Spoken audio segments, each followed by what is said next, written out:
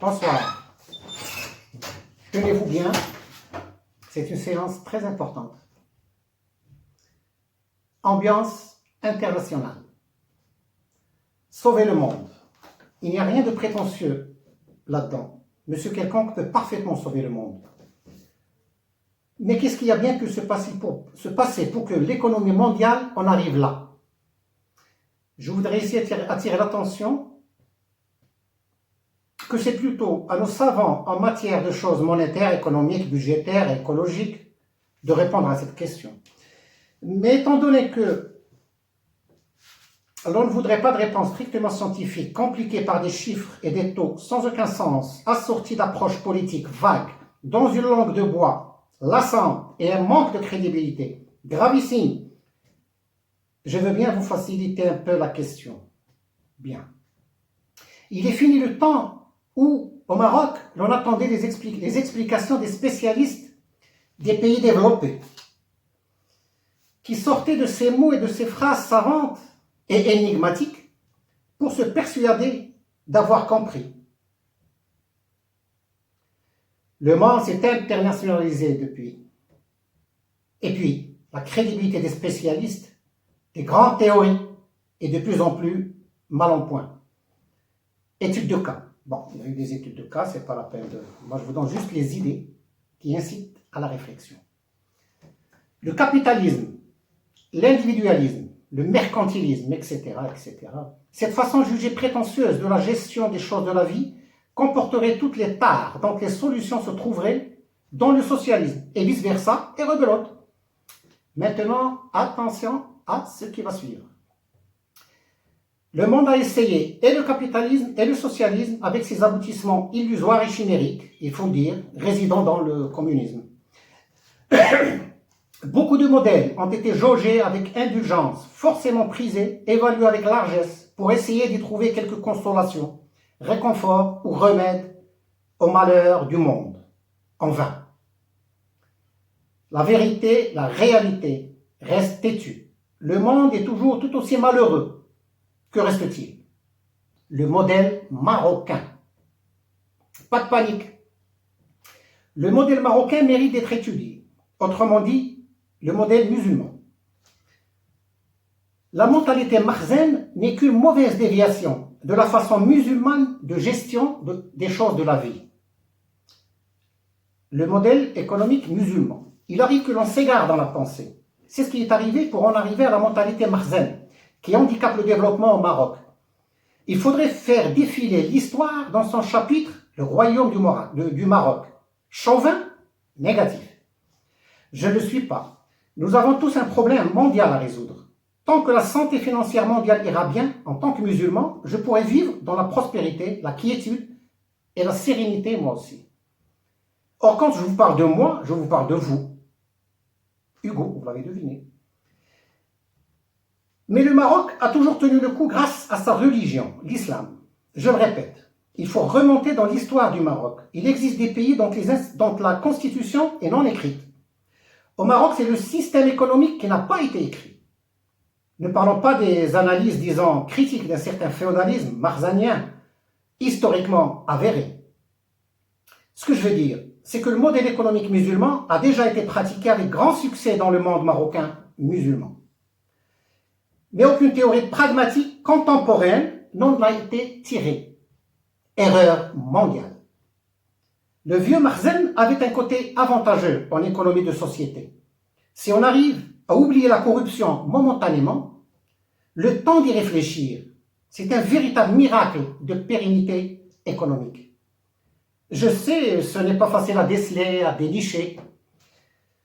Bon, peut-être que plus tard, je pourrais m'élargir sur ces idées. Alors ça, c'était Ambiance internationale, paragraphe 40, le 4/11/2008 à 20h21. Paragraphe 41. Contemplation légitime. Le 8/11/2008 à 21h06. La révolution industrielle opérée par l'humanité a nécessité le moteur à explosion. L'abolition du système de l'inquisition opéré par l'humanité a nécessité la liberté d'expression, le développement des mentalités, etc. Aujourd'hui, avec la mondialisation, Internet et le reste, les acquis appartiennent à tous les peuples de la terre, abstraction faite des convictions religieuses des uns et des autres. Les Grecs n'ont pas le brevet d'invention de la démocratie et les Anglais ne peuvent pas prélever des droits sur chaque inventeur de nouvelles marques de voitures. Les Français ne peuvent pas réclamer des dus chaque fois qu'un auteur cite Victor Hugo, par exemple. Le monde a évolué, le monde a progressé, le monde va de l'avant et il sait aujourd'hui que le moindre pas en arrière le mènerait à sa perte, le précipiterait dans un gouffre sans fond, sans espoir de retour. Le monde doit s'accrocher à ses acquis. La notion de droit et donc de logique et d'objectivité est l'unique salut du monde. On ne peut plus s'approprier les terres d'autrui par la seule force physique ou militaire. Car de toute façon, c'est le monde qui dirige le monde. Cohérence quand tu nous tiens. Pas de panique, les explications ne sauraient tarder en principe. Dans la deuxième partie de ce complot pacifique contre le sous-développement. Bon. Les Espagnols ne peuvent plus revendiquer Ceuta et Melilla, tout comme les Marocains ne peuvent plus revendiquer l'Andalousie. Le Maroc est certes un grand pays en matière de droits internationaux, mais la seule force de ces droits prouvés et approuvés par les probes de par le monde suffira-t-elle pour le réhabiliter dans tous ses droits? Qui dirige le monde? La loi? Bien. Ok. Alors, n'oubliez pas ce passage.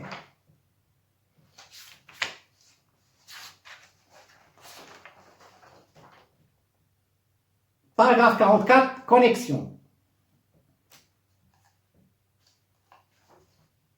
Le 29 novembre 2008 à 21h58.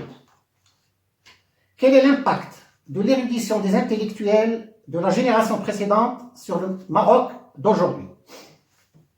Les pays sont menés par leurs élites.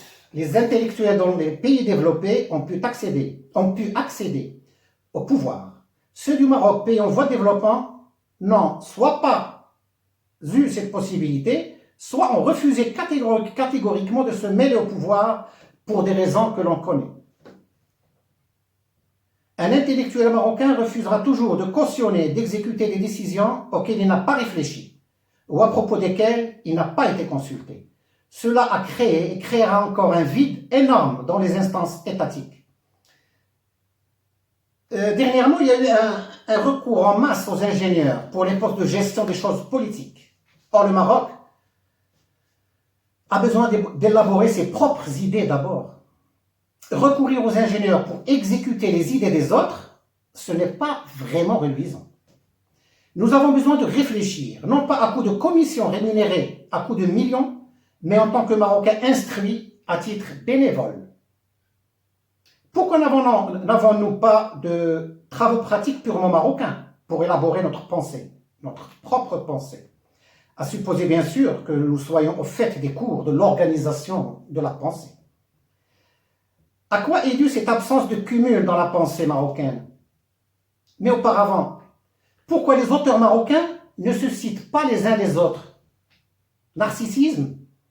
Je ne sais pas vraiment. Il a fallu attendre longtemps, très longtemps, avant que les noms des intellectuels marocains soient divulgués au public cultivé. Il a fallu attendre l'apparition d'une presse écrite forte et acharnée. Surtout vers 2002, 2003, 2004, nous avons eu une... Il a fallu attendre que cette presse écrite gagne de nombreuses batailles. Cette presse écrite aujourd'hui est à la rescousse des intellectuels connus partout ailleurs, sauf au Maroc. Bien. Et bien sûr, ici j'étais un peu tout cela.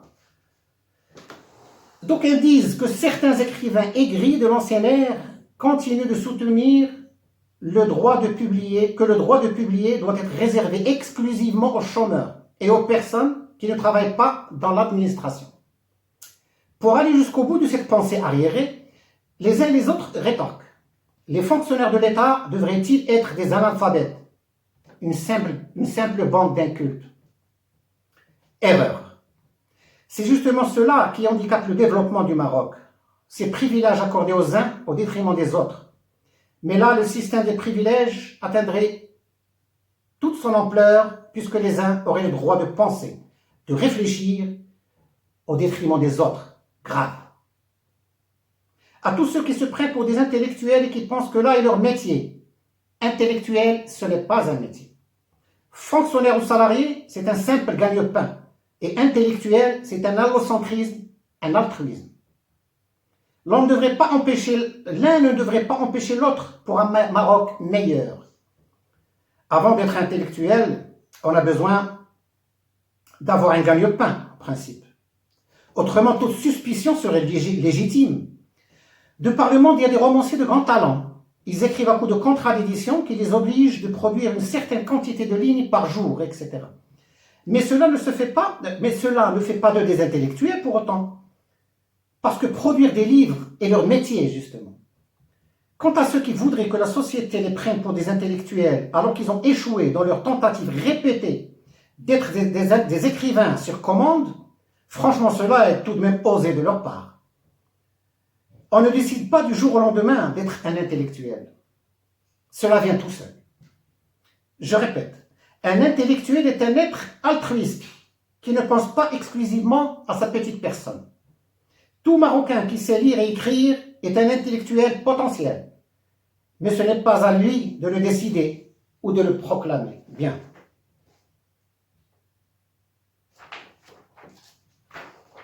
Rapidement, paragraphe 46, arrêt cardiaque. Là, c'est un peu compliqué, mais bon. L'espoir continue. Ce n'est pas toujours facile, mais c'est l'arme la plus efficace contre les corrompus de tous les bords. L'espoir. Celui que nous avons qu'un jour la conscience des corrompus se réveillera subitement, les fera se repentir et les poussera à combattre la corruption avec les honnêtes gens. En outre, la corruption aujourd'hui menace les corrompus eux-mêmes.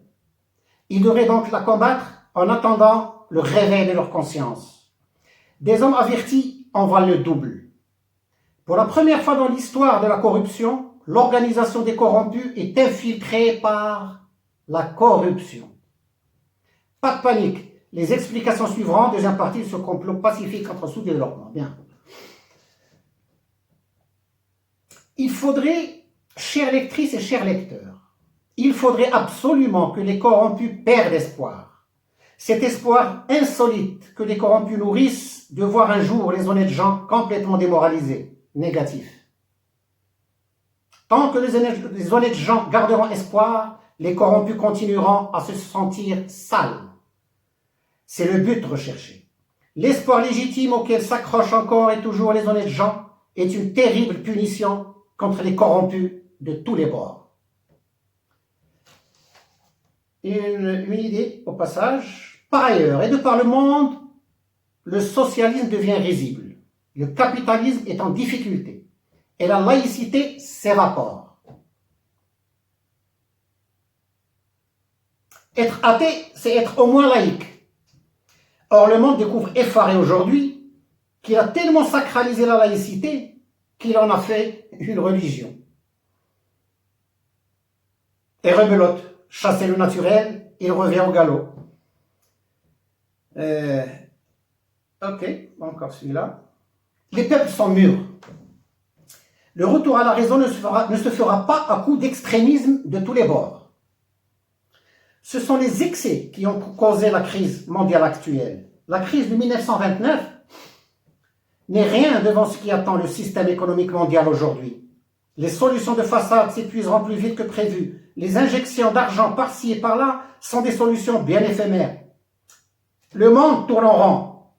La Terre continuera de tourner sereinement, mais le monde stoppera net, accablé par une crise cardiaque d'ordre économique. Ceci, c'était le 15-12-2008 à 14h42. La fabrication de l'argent a toujours été une industrie un peu folle, mais aujourd'hui elle s'affole. La planche à billets est aujourd'hui une mécanique rouillée qui ne produira plus que des misères. Les peuples sont mûrs. Ils découvrent aujourd'hui que l'économie mondiale ne peut plus être gérée comme l'on gère une partie de poker truquée. Parce qu'aujourd'hui, même ceux qui gagnent toujours dans leur partie de poker découvrent qu'ils sont perdants. Normal, parce qu'il joue tout seul. On ne peut pas négliger les travailleurs et prétendre travailler. La mondialisation veut dire que le monde est un, unique et unipolaire. Les travailleurs aujourd'hui peuplent le sud du globe terrestre. Le monde ne peut pas négliger, marginaliser ses propres travailleurs et prétendre travailler, sachant pertinemment que c'est le travail qui crée la richesse et non pas l'argent. Tant que l'Occident maintiendra le Sud dans un rôle de consommateur, il ne verra jamais le bout du tunnel. Continuer à se débarrasser de quelques produits de ferraille ou autres, à coup de pression politique, dans les pays en mal développement qui paient avec de l'argent fictif, ce n'est pas intelligent du tout, car cela ne fait qu'appauvrir les pays pauvres. Bientôt ces pays ne pourront plus rien payer, malgré le pétrole et le reste, et seront en proie à la zizanie totale. Et à ce moment-là, que restera-t-il à l'Occident? Rien. En Occident, la pensée s'est subitement arrêtée. L'Occident n'a plus d'idées et n'arrive plus à réfléchir. L'Occident est devenu bien ringard nos jours. Il continue néanmoins à donner des ordres rigides aux nations défavorisées, dont certaines élites sont encore capables de réfléchir, car neutres. L'Occident continue à faire la sourde oreille. Cela le mènera à sa perte. Qu'est-ce qui pourra sauver l'Occident? Le développement des pays sous-développés. Seul un développement véritable des pays du Sud, sur tous les plans, donnera une bouffée d'oxygène à l'Occident qui suffoque. Attention, ceux qui peuplent les pays développés ne sont pas habitués à la misère. Ils réagiront mal à la perte des moindres de leurs acquis. De plus, le pacte entre les gouvernements laïcs et leur peuple, c'est de leur offrir le confort ici-bas seulement. Aucun réconfort moral n'est de mise. Danger. La réaction des peuples laïcs risquera d'être démesurée et irraisonnée. Lundi 15-12-2008. 15-12-2008 déjà. À 14h42.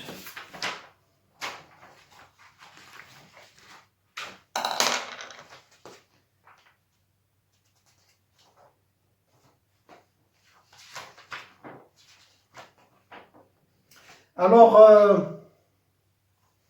avec ces idées, qui ne sont pas, que je n'ai pas étayées encore, d'ailleurs tout est là, nous pouvons être amenés à réfléchir.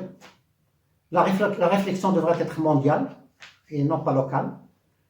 Et tout ira pour le meilleur des mondes. Bien bonsoir et à très bientôt, j'espère. Merci pour votre attention.